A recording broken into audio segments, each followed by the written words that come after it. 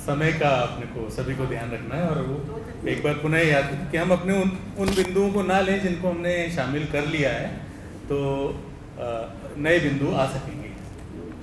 सम्मानीय सदन, मैं तो सिर्फ 2-3 points, I think I will not take more than 1.5 minute. एक तो जनाना हॉस्पिटल के जो बाहर जाने के बाद जो एक शहर में जनाना की सुविधाओं की जो बहुत अभाव है, जो हम लोग सब देख रहे हैं, और शहर की जो महिलाएं हैं वो वंचित रह पाती हैं और इतना दूर जा नहीं पाती हैं, रास्ते में प्रसव हो जाता है और कई सारी और कॉम्प्लिकेशंस हो जाती हैं।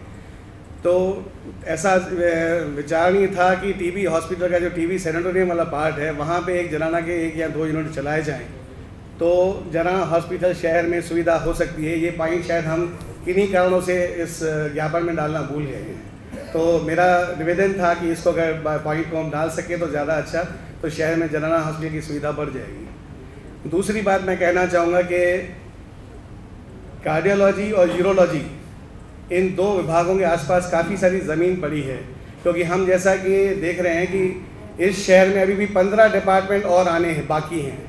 15 के भी 17 हो सकते हैं, 14 नहीं। वो आपने 7-8 तो शायद उसमें लिखे और आप 5-6 शायद उसमें अभी भी भूल गए हैं। तो मैं कमल प्रकाश जी के साथ बैठ के उसमें और 2-4 डिपार्टमेंट ऐड करा दूंगा। जैसे हेमेटोलॉजी है, वो आपने शायद नहीं लिखा है, गैस्ट्रो सर्जन्स हैं, ऐसी कई चीज़ें जो हमने उसमें नहीं लिखी हैं। डॉक्टर ब्रजेश बहादुर एग्री करेंगे इस चीज़ों से मेरे साथ, क्योंकि मैं स्वामी हेदराम जी की कृपा से 32 साल से इस चिकित्सालय से, चाहे वो मेडिकल रिप्रेजेंटेटिव होने के नाते, चाहे अभी मैं पिछले 12 सालों से 3-3 हॉस्पिटल का इस शहर में संचालन कर रहा हूँ, चाहे दीपमाला, चाहे दयालवीना, चाहे ऋषि गोदुमल, तो मेरा एक लगाव है और जुड़ाव है मेडिकल प्रोफेशन के साथ। तो मैं बहुत, और 5 साल मैं चिकित्सालय सलाहकार समिति का मेंबर भी रहा हूँ, तो इस कारण से मेरे को बहुत कुछ स्वामी जी की कृपा से नॉलेज भी है। तो शायद ब्रजेश जी के साथ और राजेश जी के साथ बैठ के, कमल के साथ हम बैठ के इसको और थोड़ा पॉइंट्स हम ऐड करा सकते हैं। और तीसरी बात जो है थोड़ी सी डिफ़िकल्ट हो सकती है, पर लेकिन आज शहर के जो बुद्धिजीवी और बड़े बड़े लोग यहाँ बैठे हैं वो इसको करवा सकते हैं।